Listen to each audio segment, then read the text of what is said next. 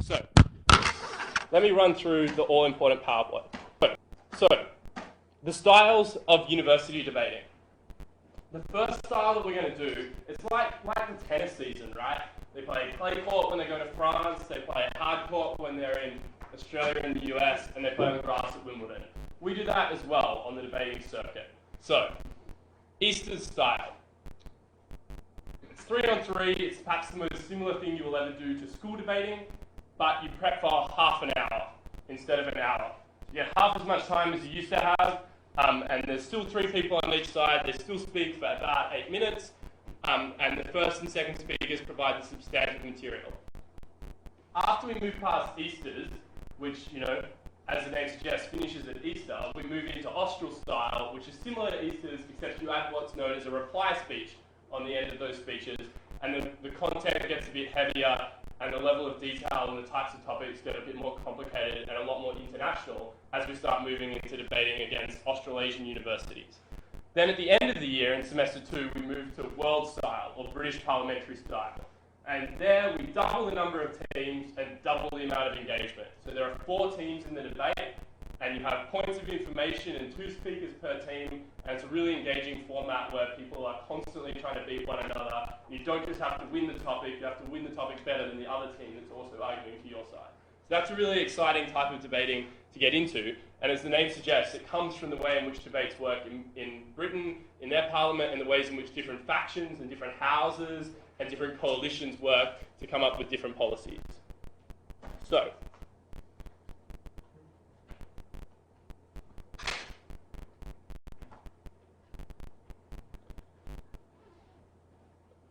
the types of topics that you're going to get are going to throw away the bounds of there are Catholic schools in the DAV, so we can't debate about abortion.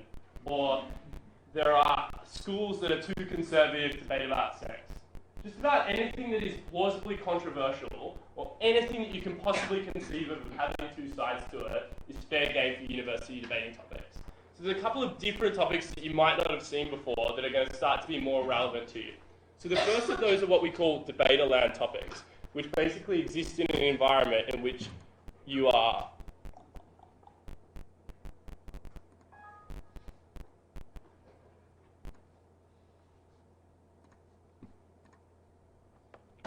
so in which the topic would never actually be run. So it's an environment in which nobody's ever really going to vote for that particular policy. Nobody's ever going to really support it because it's just too politically untenable.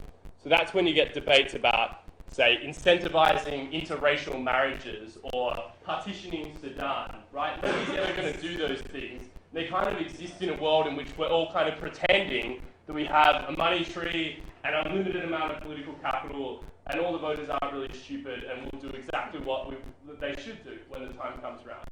And that takes up a lot of the debating we do.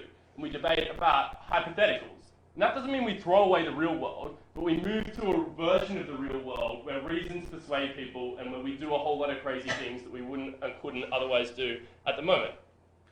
We also do debates about really, really small issues. So that might be very similar to the type of DAV motions that sometimes get set undesirably. But often we debate about very precise questions. So we debate about the solution to, say, an organ donor crisis, or about how we deal with people who need the government to pay for gender reassignment surgery. So we're debating about a very small group of stakeholders, or about a very small policy shift that might have very important reasons for and against doing it, but it's not going to change the world. One of the things you know when you get to this area is that you've got to do away with some of the public speaking rhetoric and some of the public speaking mantra that debaters at high school tend to have. This is not public speaking. You are not speaking to the public. You will probably only normally be speaking to one person. And it would be really weird if you spoke to that person as though you were Martin Luther King or Barack Obama, which is often the case, even with like year 7s and year 8s who do debating. They feel as though they're literally standing on the steps of the Lincoln Memorial. And it is like really inappropriate for a whole lot of the topics you're using. So we're going to very quickly do away with that and realize that you're just debating and you're just trying to persuade the person sitting in front of you. And so that lofty rhetoric and big kind of, like march on the masses or set my people free type speeches are really not going to be the ones that are going to change the mind of the person who happens to be sitting there. We're also going to get topics that involve the way the government behaves, or topics that are going to have only one real harm, and that is that it's going to cost the government a lot of money. So that might be a topic where the government is going to provide a particular service or a particular intervention on behalf of a minority. So for example, that the government should provide shares in mining companies that mine in indigenous lands, right? So the reason against doing that is what? Yeah, so the government's going to spend some money on that. So debating's about harms and benefits, right? Which team shows greater harm if you're the negative side, which team shows greater benefit from the policy. So what's a harm of the government giving out shares in mining companies that mine on indigenous land? Anyone? Right, so they're going to spend a buttload of money, right? But that, as you're soon going to find, does not play in Debaterland. And all debates happen in Debaterland now. And Debaterland features a whole lot of liberal people that don't mind taxes. Small L liberal, right? Big L liberal, you can basically forget about that.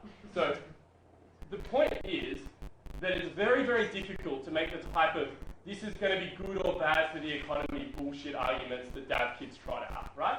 It's just not acceptable to say that we shouldn't help Indigenous people out of their dire circumstance that we caused by our colonialism because we don't want to pay another 50 cents a year in our taxes.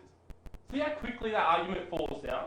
See how quickly when somebody stands up and says, we're debating about one issue now, this is not the Parliament of Australia, we don't have to pass a budget, we're talking about this one question about Indigenous people, and you penny-pinching feral abacusses on the other side want to tell us that it's not worth 50 cents per person. Like, good luck making that argument to a liberal person who's accepted that benefit. So you're going to get topics like that. So you're going to have to shift the way you think about those debates. And no doubt there will be some debates that cost an exorbitant amount of resources. But you need to start thinking about the different types of resources they're going to cost. And it's not just going to be financial, right? It's going to be things like political capital. And that concept is something you're going to have to start getting used to. That idea that when you're advocating for a group that's unpopular, or even for a group that's popular, there is a limited amount that the populace or the electorate is prepared to devote towards helping those people. And so my ability to convince you to do something for a group of people depends upon how much you as a group are prepared to support that person or how popular they are with you. So that political capital can be used up by a policy. Also, you can have an opportunity cost, right? If you do a particular policy, it might undermine your ability to do other important policies or to support other important goals that you might have. But those goals shouldn't just be like getting back to surplus or lowering taxes, right? Those goals should be meaningful alternatives that are genuinely mutually exclusive to the type of topic you're talking about. So it's really important you start thinking more and more about the other types of impacts that these kind of who cares policies have. But really what these policies come down to is a different conceptualization of the role of government, right? So one side is going to say it's the role of government to make sure that Indigenous people have this disadvantage redressed. And you have a debate about whether or not this is the way to redress it, but that's one debate. But the second debate is about whether or not that is the role of government, whether or not individuals should be forced to sacrifice their hard-earned money in order to empower the government to make that decision. Is it really the role of government to tell us how we should go about fixing that disadvantage? Now that is a meaningful debate about a philosophical clash about whether or not governments should or shouldn't do particular things, and it's not about money. It's about how we structure our society and which responsibilities individuals give to the state and which responsibilities individuals hold on to.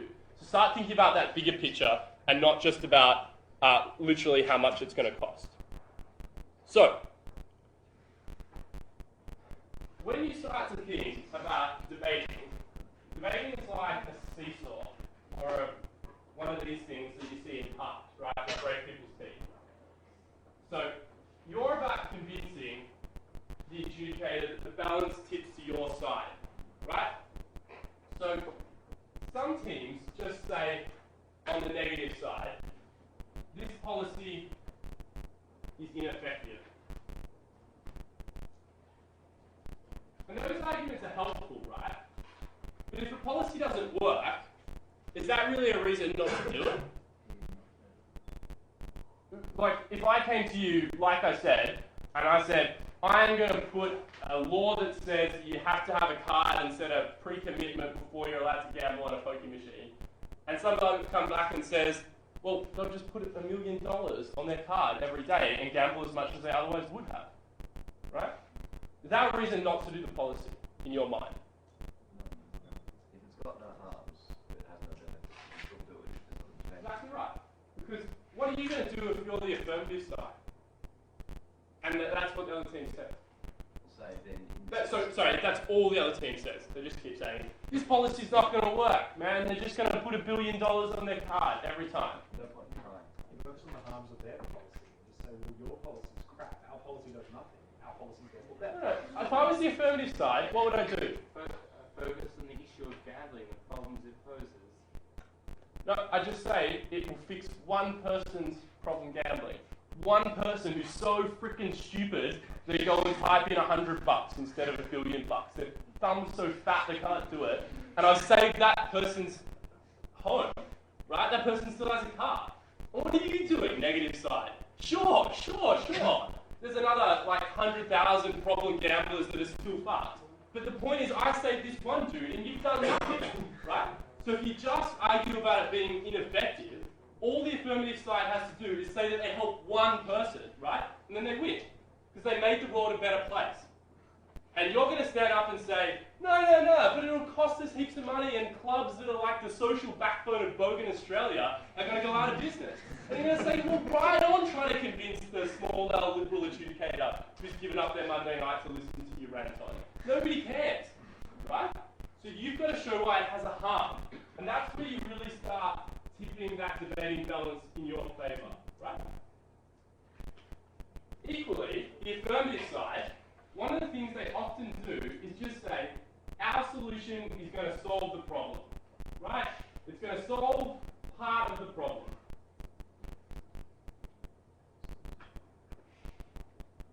Whoop-de-doo, right? That is the equivalent of the negative side saying your policy is ineffective. If you as an affirmative side just prove that the policy is effective, you literally just trip over your burden for debating, right? It's like those high jump kids when they're about 9 trying to jump over the thing that's about up to their waist, right? It's just not a meaningful activity in persuading somebody that you're the correct side of the topic. You need to show the benefits of your solution as opposed to any other possible solution you could use. I appreciate that that's not probably how you spell benefits.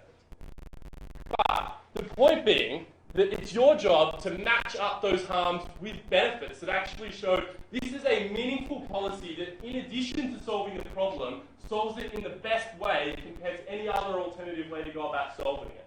So it's really important that when you're talking about efficacy, you're talking about the harms of it being ineffective, not just being ineffective in and of itself being a reason not to do the policy. If it's ineffectively harmful, right, if it not working has other negative consequences, whoop-de-doo, talk about those other negative consequences and leave the effectiveness for daft kids to screw up, right? So, I hope by virtue of the fact that you guys did quite well and were quite confident at debating at school, that you've done away with this notion that you can just win debates by definition, right? Like, that would be a real waste of time if we all just sat around winning debates by definition. Or if the challenge for the affirmative side was to think up the wittiest possible passable definition of the topic, so as they absolutely won. At university, the reason why you're here, the reason why you're giving up this time, the reason why you're interested in debating is because you want to clash big ideas, you want to learn how to persuade people, and in order to do that, you have to set up the debate for you to have ideas in. You've got to set up the debate for people to have arguments about. So as a first affirmative speaker, now that you're at university, what you want to do is make sure that the debate is set as generally as you possibly can. So we're no longer debating about Victoria's criminal justice system. We're debating about criminal justice systems in Western liberal democracies. So anywhere where it's basically doesn't look like Somalia, you've got to try and advocate that policy, right? Absolutely everywhere the principles stand, or as much as possible, you want to advocate the policy as hard as possible, right? So don't go crazy, right? Don't go doing things that just literally create more harms than benefits by going harder and harder down that line of how aggressive your policy can be. Whatever happens, don't go with the soft line.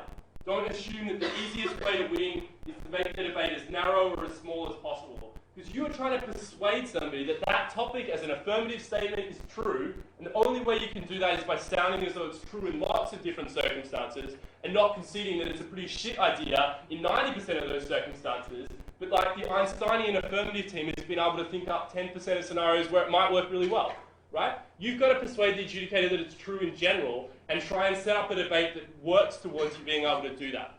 So, your model at university is definitely not essential, right?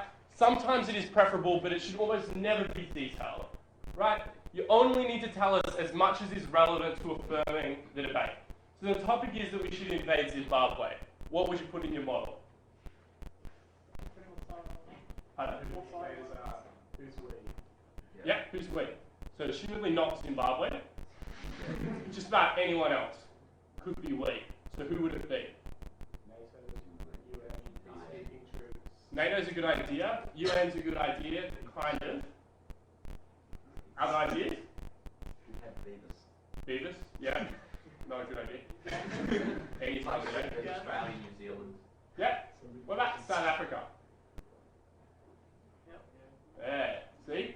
That's a good model, right? Just ask Victor Finkel, he won world championships running that model, right? Why might South Africa be better? Culturally similar. More obvious than that. Yeah, next door. Okay, handy, right? So think about in your model, that's the type of model I'm talking about, right? It doesn't make it too complicated, it doesn't make it any easier or harder for you, it just makes the debate more plausible, right? Because Australia's not going to load up its like one aircraft carrier and cruise across with its, two little biplanes and try and invade Zimbabwe, right? The more plausible explanation is that somebody locally is going to do it. To give us a debate that can happen and that's going to have real world things that we can talk about. Okay, another topic. That we should provide drug addicts with drugs free from the government. What would your model be? Firstly, what would your model be if you were a DAV kid? So what would you not do? What's a detail? Yeah, for example, what are some of the details that you would want to avoid from that? You don't need to detail like the specific policy and the amounts and stuff that you're giving them and all those Location, like, steakhouses, that sort of thing. yeah, The content, Yeah. the drugs. and stuff. yeah, Basically, yeah, you okay. could say you provide safe houses for use, clean needles, and you'd be trying to minimise the risk in all possible ways. And then, You probably you wouldn't restrict it to just being marijuana and stuff like that. You just say all drugs, full stop. Yeah, that's exactly right. These are the types of things you would want to build into your model, right? But you would need to add some detail, right? You would want to say maybe that it would be dispensed from a pharmacy, because that seems part of the operation that would be necessary for people to understand. But that's bordering on being so obvious you don't need to talk about it, right? So these are the types of ideas that are going to come up and the types of principles you want to use. If it doesn't matter, drop it from your model, right? But it definitely matters who's doing the invading of Zimbabwe, right? We definitely need to decide who we is. The other thing that's worth talking about here is that you're going to start debating from the perspective of different people. So a lot of the time, the debating so far you've done is going to have a we in the topic, and that we is kind of assumed to be the government of the respective jurisdiction. Get used to debating from the perspectives of different people. So when we're talking about that China should cut off its support for North Korea, right? What do we have to prove if we're the affirmative side to win that debate? What's our burden of proof? We're the affirmative side that China should cut off its support for North Korea. North Korea doesn't need the support. Yeah. That the support withdrawing from North Korea More- would be a benefit more- to more China general than and that. And the world. More general to that, what was said over here? Yeah, exactly right. So that China should do something or should not do something all turns on the question of whether or not it's in China's best interest as the actor of that debate. That Germany should leave the European Union. Whose best interest do we care about? Cool. Okay. You're on the negative side. You try to argue from the same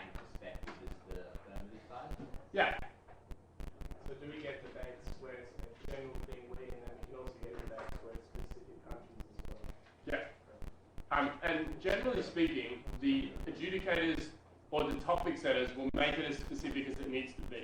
So you normally don't need to make it any more specific than they have, because they'll have the debate in mind, and then if they haven't given you flexibility, then they probably don't want you to have that flexibility. So it'll be kind of clear what you should be debating. And that's the other thing you should start to do. Start approaching the topics from a perspective of somebody who wants you to have a good debate has set this topic, and they want to empower you to have the best debate possible, and you should trust them and run with the debate that they've set up for you to have.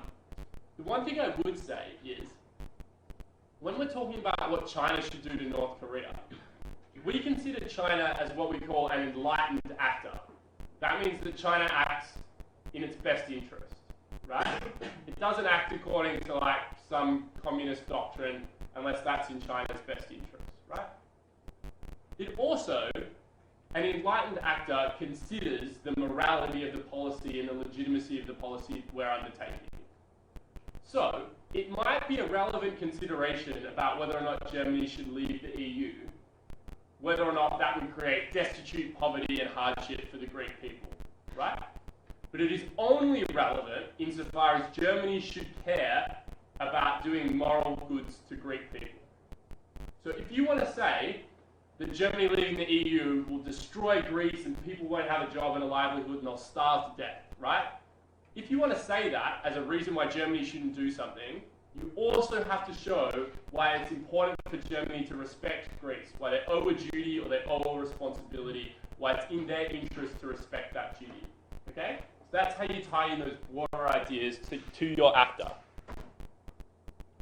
So, as a negative side, you can model bash, but you should do that secondarily to approaching the principled debate. So debates normally set up a clash between important principles, important values, different conceptualizations of the role of that actor or the capacity of that actor to enact change. So at first step, you want to make sure that you are negating the affirmative team's argument, right? You want to make sure that the argument that you're running is the negative of that topic, not just an opposition to the affirmative's case, right? You do not want to also prove the affirmative's case in the course of attempting to negate their eventual case. So as you can understand, sorry, that might sound a bit confusing, but as you'll learn, there's lots of spectrums in debating, right? Just like, you know, the political spectrum goes from right to left, yeah?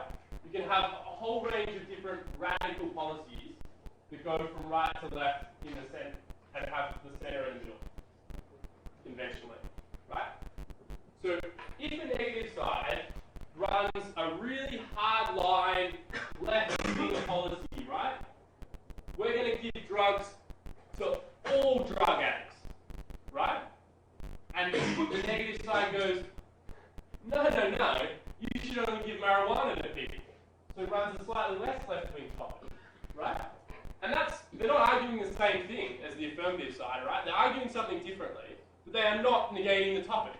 They're going some way to proving the topic. They're doing like 1/8 of the affirmative team's job. That is a way, surefire way to help them win the debate, right?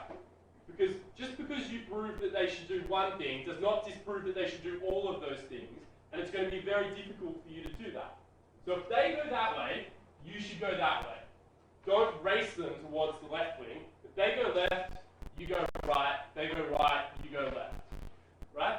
It's your job to create that principle clash, not to try and make it as small as possible, because that's boring. Other thing that's going to happen that might be a bit different, and won't happen tonight, and won't happen for a few weeks, but you're going to get a choice of topics, right? There are going to be 3 topics to get put up for you at Easters and at Australs. So, what's going to happen is 3 topics will go up, and you've got to pick which topic you want to debate. So you number the topics 1, 2, and 3. And 3 vetoes a topic, right? That's out. And then if both teams have preferenced the same topic first, that's the topic you do. If both teams have vetoed each other's first preference, then you do the one that's left. And if you can't resolve it, then you toss a coin. But that is an opportunity for you to exclude debates that you don't want to do and preference debates that you do want to do. And we'll talk more about that strategy a bit later. I don't think that's that important. So, your manner. I've spoken about that's a capital liberal because it's at the start of a sentence, but it's also the small L liberal, right? What the liberal party used to be. So, formalities and debatorisms are just unnecessary, and in actual fact, they're unpersuasive, right? So, we are where we are, and we're not in Davland where we're pretending that we're somewhere else. So, speak at an appropriate volume, an appropriate tone, and with a general demeanour that is consistent with the fact that, we're in a particular area. So when it comes to your method, we don't care about team splits, right? We definitely don't care about team lines. In fact, we care so much about team lines, we definitely don't want to see them. We vehemently hate team lines, right? That's because they just don't add anything. They're just some random rhyming statement that some 9-year-olds came up with.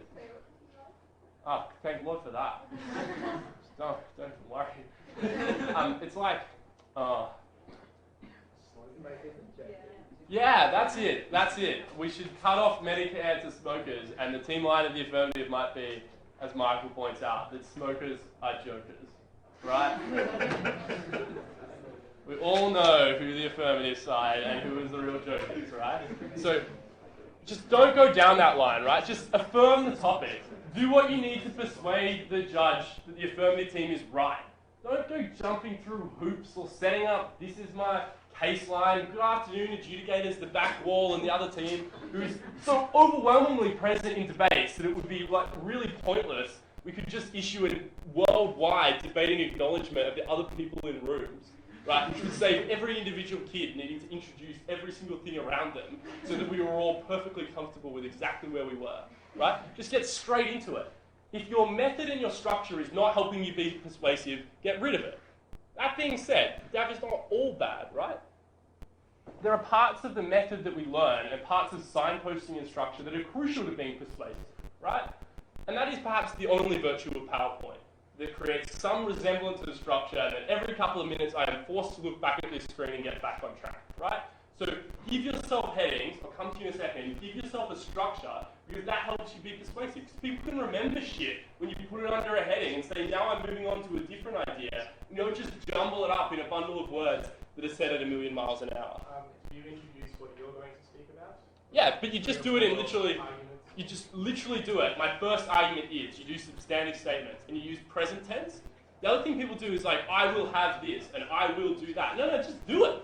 Just do it, and then tell us what you're doing as you do it by showing us. So often English teachers say show, don't tell, and debating is kind of like telling by showing, is how you should go about your structure. You should group arguments together, you should give them headings, but you don't need to be verbally underlining those headings, right? So the other thing that you're going to see is that people time themselves. And one of the things you probably don't do at school is put your iPhone timer that I meant to start at the start so I knew how long I had to go, but did it. You normally put that on the table so you can see how long you've got to go. And you'll get used to that. So it's your responsibility to recognize that you need to balance the degree to which you're speaking quickly, balance the degree to which you're moving through your argumentation, and keep an eye on how much time you have left. Because you're now more active, persuasive debaters. You don't need to do 2.5 minutes of rebuttal unless you have to do 2.5 minutes of rebuttal. And if your clock says, 8 minutes 15, that's not an appropriate time to start your first argument, right? So it's important that you use that resource to manage your own time, because we're much more stringent and because debates are much more competitive, that the only real limitation on your persuasiveness, once you get to be really confident, will be time, right? Debaters can talk for as long as they want, and if you gave most good debaters, so some of the world champions that have come out of this club in the past 2 years, you sat down with them and gave them half an hour, right? They would probably be able to convince you that the sky was purple, right? But get them to do it in 7 minutes and take 2 POIs, and they won't be able to do it. Because that is the challenge, and that's what makes debating fun, because that constrains both sides and challenges you to try and do it in the most efficient way possible. And as a warm-up to being a politician, where you might get 15 seconds if you are lucky, you want to be accelerating the decreasing amount of time that you give yourself to explain things, and debating is a perfect opportunity to do that. Yeah. What are the time limits in the various competitions we have? What's the average? Yeah, so Easters is 6 to 8, Australs is 6 to 8. At Worlds, you get 7 minutes, and you get a protected minute at the start and at the end, where you can't be asked points of information. But in that middle bit, you've got to try and take 2 15-second points of information. It's questions from the other team that you have to answer. So you get steadily less and less time as we move through the year, and it's really important you start practicing being as efficient as possible, getting through those arguments quickly. The other thing is, you want to start developing the manner that you think is persuasive. So don't emulate other debaters that you see or other good debaters. You might pick little bits and pieces out of their style or a particular hand signal that they use that's really effective. One of the things Mick Golder does really well is he steps things through when he's talking about a process. And that's not radical, right? But it was something that I saw him do and I incorporated into my debating style. But apart from that, Amit and I speak totally differently, right? And they take lots of different influences and lots of different word choices and structures, lots of different people you see debate, and lots of different public figures for that matter, who might use different turns of phrases or different ways of presenting themselves or different facial expressions to convey different messages. Start building up your own way of talking, because the one thing that guarantees that you'll be really boring and unpersuasive is you sound like the next Joe Blood who wants to stand up and make that case as well. So start developing your own individual manner that does not sound like other debaters. So the use of examples comes away from being just like stereotypes. So Iraq and Vietnam are just not automatic disproving of topics about the United States doing something outside of its borders, right? You cannot just stand up and say, because Vietnam sucked, the United States should not do just about everything conceivable I've heard, right? So if you want to use an example, you've got to explain why that example is linked and explain enough about that example that it is a meaningful contribution to your persuasiveness, which means you start needing to read a lot more. You start needing to read a lot more history and recognizing the consequences and the important realities that came from those examples.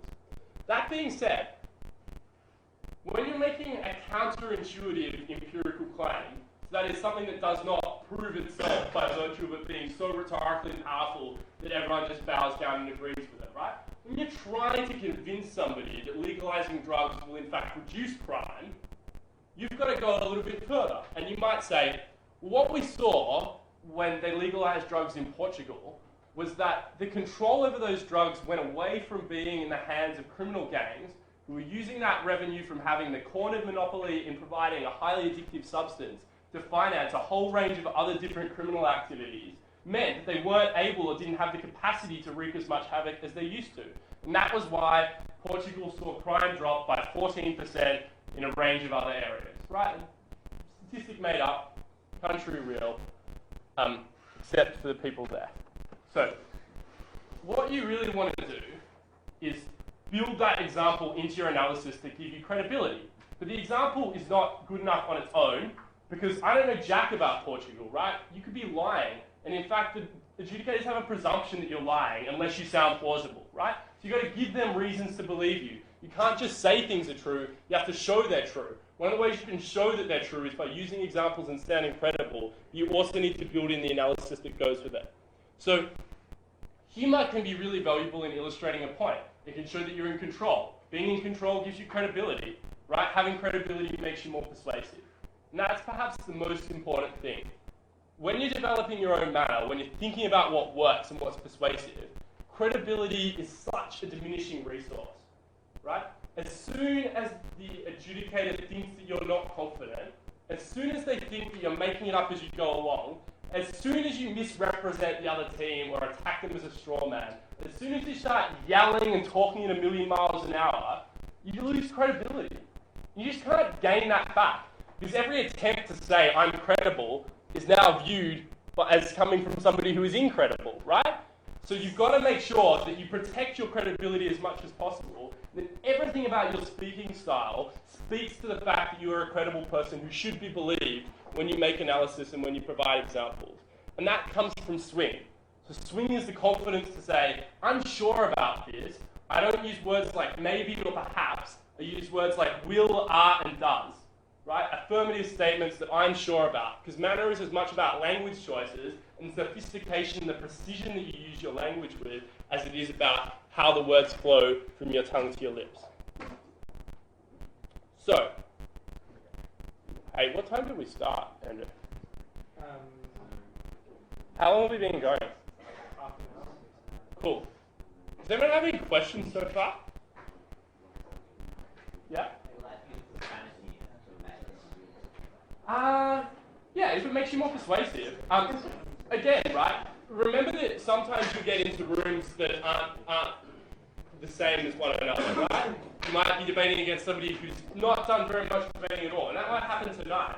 So you've got to recognize that swearing and speaking loudly and things like that and being aggressive would not be an appropriate way to persuade them, right? That would make you look like you're a bully, and bullies aren't persuasive, right? So you've got to pick the type of language and the type of tone. Whereas, like, I know you guys are all adults and you're comfortable enough in a room hearing talking that I can swear without it being a big deal, right? Sorry, the other thing to say quickly about manner is that you can do away with those goddamn palm cards, right? Use paper and put it on the desk and write out diagrams and use colours and highlighters and arrows and shit, right? It just does not need to be written on tiny little things that are impossible to read. Write it big on paper. I use texters on big A4 sheets of plain paper. I've seen people use A3 paper. There's probably a limit to easels, right?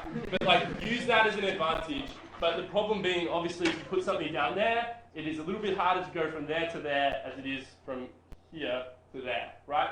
So you've got to balance that change with more eye contact and more dedication to that. The 30 minutes or 15 minutes of prep time, what are we allowed to bring into it? No. Oh, Metaphor. some tournaments, and I can't remember which is which. No metaphors at Easters? Metaphors at Easters?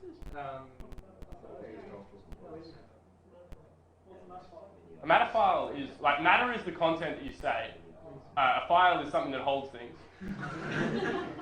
Sorry. So you're normally allowed to bring written material in, but you're definitely not allowed to use electronic material or anything like that. So you'll actually find that in half an hour you don't have a lot of time to start reading a book, and that does not stop a lot of people from writing books and attempting to use them as a useful resource. But definitely, as you get more and more into debating, you might start researching things and making like basic structures of arguments about what the government should and shouldn't do, basic problems with certain actions or certain policies, and that type of stuff. Yeah? The rebuttal content balance change at all with university debate?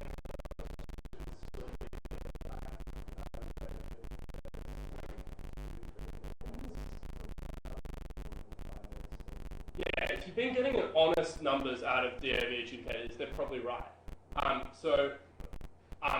First neg should have between 2 and 3 minutes of rebuttal. Second app should have 3 minutes of rebuttal. Second neg can have maybe 4 to 4.5 minutes. And then obviously there's no such thing as a summary at university. So you should be doing thematic rebuttal, and your thematic rebuttal should be incorporating your team's material into those themes, into those issues. Hopefully the big lights get off for the ones that had no idea what we're talking about. Thematic rebuttal as a concept. Yeah? Everyone? Anyone not know? Maybe you call it something different. So grouping your rebuttal around important themes and issues in the debate. So as a third speaker, you would do, I have 3 issues in this debate. My first is this. Yeah. Okay. So the other thing to note is that's no longer a thing for third speakers to do. It's a thing for everyone to do. Every speaker who rebuts thematically. And that's not because, like, the debating council of world leaders got together and decided they really liked the word thematic because it made them sound like wankers, right? Because it's more persuasive. It's one of the things that when we thought about it, it was like thinking about ideas in terms of their themes and their important issues is a persuasive way to convince somebody of something. So do it. It works. You can come up with another way. For God's sake, share it with us because we're all sick of thematic rebuttal, right? We're looking for another better way to persuade people. So structure the important issues in the debate and use them as the headings you use to link your rebuttal and your material into them. But your question about balance is about the same, and that's the kind of discipline you want to be using. But like everything at university, if the first affirmative just delivered a killer speech, and you know your substandard's crap, by all means rebut it for 5.5 minutes, right? If the value add that you're going to get from an extra 2 minutes is going to do more damage than rebutting for a bit longer, go for it. Remember though, control, right? Adjudicators expect you to be watching your time. They expect certain things of certain speakers. And so if you're out of control or appear not to be in control, then that'll be a problem, right? So that's obviously the counteracting balance there. So these things, they make sense to people, the way you go about making an argument and the way you go about doing analysis. So when you're analysing something, you're basically breaking it down. And to make any argument, you're basically saying that A leads to B. So if you want to say that A leads to B, you need to know something about A, you need to know something about B, and you need to tell us why they match up, right? So if you want to say that drug legalization decreases crime, you need to tell us some things about drug legalization, that it destroys the black market and how it does that, and that it takes away more money from criminals. Then you need to tell us something about a high crime rate, so that is that high crime comes about because people can use money to avoid capture, and that the ability to buy weapons means that you're more immune from police action. Bingo. That's how I'm going to go about making my analysis and linking it up together, right? But at the end of it, you have to make the value judgment. So you have to say, why is that outcome or why is that thing that you proved important to this topic, important to affirming it? And that role is equally important for rebutting as well. So people are quite good at going, and the reason why this means that the topic is true is this, but you've also got to do that when you say, the reason why this fuck up in the affirmative team's case is significant is because it means they haven't shown you that their fundamental principle is universally applicable, right? So link your criticisms of their case back up to their burdens and their obligations on the topic. Okay, so that's how we should go about doing rebuttal, right? So in that order, you should question their logic. So say, is it really true that you get that consequence? Is it really true that a black market will disappear when you legalize drugs, right? The second thing you could do is say, is it really relevant to the question of whether or not we should do it, that crime will go down, given that crime is already going down, or that we've already just discovered this amazing solution to drug crime, right? The relevance of that outcome to proving the topic. And the third thing you could question is the factual underpinning of it, right? If they're just claiming that something that is in fact not. And that is the order in which you should go about using those alternative options for rebuttal. The other thing that you should know... Why does one begin with the relevance? If it's really irrelevant, it doesn't actually help them argue their point. Wouldn't that be more effective than arguing with the actual internal logic of their argument? If it's irrelevant to the proposition logic. This is splitting hairs, team. Sorry. That's all right. No, not your fault. I told you they were in order. It's my job to justify why they're in order. So the point normally goes that we think about a rebuttal like this in terms of even ifs. So we say, we don't think that this consequence is going to flow from that premise, but even if it did, here's why that consequence isn't relevant. And even if that consequence flowed from that premise, we don't think the premise is true, right? And the reason why that third even if goes at the end is because claiming that something is or is not true as a claim about the world is a lot harder to substantiate when you don't get to, footnote and shit, which proves stuff, right, in the world apparently, right? So your ability to prove that something, a claim about the world is true or not, is harder to do and therefore less persuasive. So you put that to the end. So you go, logic, even if logic works, why your conclusion is still not relevant to the topic. Even if I can't defeat those things, here's why your underpinning premise is probably implausible. But by all means, do away with that, right? It's just an idea. And there'll be some arguments that are definitely relevant, and there are some arguments that are definitely true, and therefore focus on the logic, and vice versa, obviously. The other thing to note is that it's perfectly acceptable to make concessions. in debating, and you need to think strategically about where you make those concessions. You don't have to defend everything. You can concede that something is bad, but just say that it is less bad. It is okay to accept sometimes that certain bad things will happen. In actual fact, it is much better that you do, because then you can start comparing those bad things to the good things that you claim are going to happen. So again, right, the quicker you can get the debate happening between harms and benefits, and away from that nitty-gritty what's going to happen question, the more you can get to the principled underpinnings of the debate. This is quite... So, as you get more and more into debating, you're going to need to know more and more shit. So you're going to need to start reading more, you're going to need to start following the news. The number one thing that I did was get a Twitter account. My life is so, unbelievably boring that nobody would in their right mind follow me. But I follow some really interesting people, they're really interesting to find, and it's really goddamn fast to just scroll up and just see the world flash before your eyes, and you can get all the important stories, you can read the ones that are interesting to you, and that is the best way to consume news as a debater, because you have a good idea about what's happening around the world, and you can read important sources of information. The Debating Bible is The Economist. It's just a magazine. It's about $10. Comes out each week. It's quite smart. It's quite intelligent. It's a good spectrum of things that are happening in the world. But can be a little bit dry and a little bit wanky sometimes, so just read it with a grain of salt. Their website is probably much better, and there are plenty of the older debaters here who have subscriptions, me included, and I'm happy to share that password with you if you want to read their website, which is a bit more informative. That's the end. So I appreciate that that was perhaps slightly more of an assumed knowledge type session than you might have anticipated based upon an attrition rate of about 10 people. But do you have any other questions, basic or about the things that I said? And by all means, if I've used words or used concepts or assumed knowledge, that's not to say that you're behind. I'm just trying to accelerate you through some of the more boring elements of it. Get to you in a second. You mentioned points of order and points of information being used in some levels. Is that used at all levels of debate, or is that only world style? Only in world style. So we'll come back to that in 6 months' time. Just regarding the comparison between debating and public speaking, you said debating is not like public speaking where they have all the wanky pomp. Yeah. In public speaking, shouldn't that also disappear, especially at university level?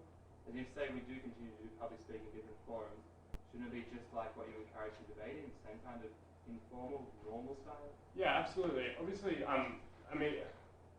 we have a public speaking competition, and it's great. You should enter it.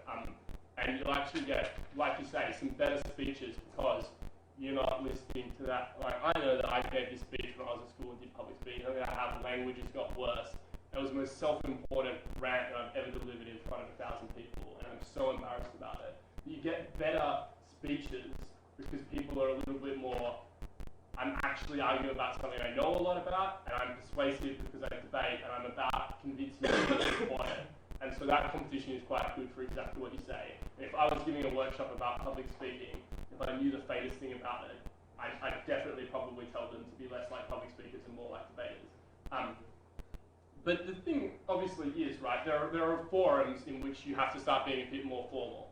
So when you make the finals of a big competition, you're going to find that you speak in front of more people. And sometimes if you make the finals of big tournaments, you're going to start speaking in front of a big audience. So 5,000 unique viewers tuned in to watch the world's quarterfinals on the internet. And the world's grand final is televised live on state television in the Philippines, right? So at some point, you're going to get to the stage where you're really going to start having lots of people watching you, and you're going to start realizing that there's actually a buttload of money in debating and a buttload of travel opportunities if you can get a good reputation as somebody who knows their stuff and is a powerful speaker. And so if you use those opportunities when you start speaking in front of more and more people to show you have a dynamic style that goes to all different corners, and that you're so in control of your ability to speak, you can deploy swearing when you need to and total precision of polite language when you have to as well. That's how you're best going to be able to develop a type of debating that you can deploy as you need to. So like everything, it's about using it to persuade and being in control so that you can actively deploy it when it's most sensible. So a lot of the feedback about manner and stuff like that is like, modulate your voice, speak slower, that kind of crap. What they're really saying is, speak slower when you're explaining complicated things. Speak softer when you're just making a banal point about, economic efficiencies. Speak louder and speak more passionately when you're talking about people's rights and you're trying to substantiate a principle of protection from the government, right? So deploy your manner with control to most effectively persuade you or the audience. What's the best way to introduce the debate? To introduce the debate? To let the adjudicator do it. So that introduction should be done in the form of filling out a score sheet. We're more of the internet age people where we like to get things done in writing. So we'll pass around a score sheet probably. It's okay, it's not against the rules, it's just a waste of 10 seconds in my mind. Because your name is not really going to persuade me unless you happen to be an expert on the topic. And even then it shouldn't persuade the adjudicator. So you'll probably pass around a score sheet and you'll write your name on it and the adjudicator will know your name. But in reality, if we're not keeping score, it's not really a big deal. You can introduce yourself afterward if you want, or before the debate, shake one another's hand, say hello. You don't need to say my name is, and you don't need to say I'm the first speaker for. Saying the topic might be helpful, but it is probably not going to be helpful. The way the first affirmative should start it, in my mind, is say, problem with the status quo is. And until that gets boring, that would be my number one piece of advice to affirmative speakers. First affirmative speaker should stand up and say, the problem with the status quo is, and give a very specific discussion of why the status quo fails, and then explain your model, and in doing that, you will define the topic. So give a problem and give a solution, and built into that solution will be your definition of the topic. Yeah? I wasn't here from the beginning, but where do I get access to that PowerPoint? I could give it to you. I'd have to edit it a bit first. It's not mine, I didn't write it. But there's also, you'll pick out most of what was said, don't worry about it. It's not really bad. Are there times when you defend the status quo, because you said the problem with the status quo is... Yeah. So obviously the status quo is not universal everywhere, but good topics will always have the affirmative probably making a change to the most applicable status quo. So normally they will be enacting a policy, and obviously, for example, that we should have gay marriage. The status quo in Australia is different to the status quo in New York, different to the status quo in Portugal. You just basically imagine a world in which you didn't have the policy. That's the status quo. What's the problem with the world in which you don't have the policy? And then what does the world look like after you enact the policy? What will be the features of your policy that are important? What types of words in the policy need to be clarified? And in doing that, you will define the topic, set up the context, set up your model, and be ready to go to make your case. Any other questions? Yes, sometimes coming up with a story or a scenario, which will introduce a scenario, something like that. Do you also recommend that? Or would you say probably status quo is a better way to go? Yeah. Stories and scenarios are alright, but the second you start adding more detail to them, you limit their generality. So the more specific the scenario, if it's not the most obvious type of scenario, you're cutting out all the different variants of what could possibly happen from your analysis. So we kind of avoid that and like to just talk as much as we can in general terms. By all means, give it a try, see if it works. Is it going to be persuasive? The next question you're going to start asking yourself as good debaters is it efficient? So something might be persuasive, but the ultimate question is going to be the number of times you win debates and whether or not you make it to the finals and how many points you finish on at Worlds is probably going to come down to the persuasiveness quotient per minute. And that's literally what it's going to get to the more and more you debate. The only limit is time.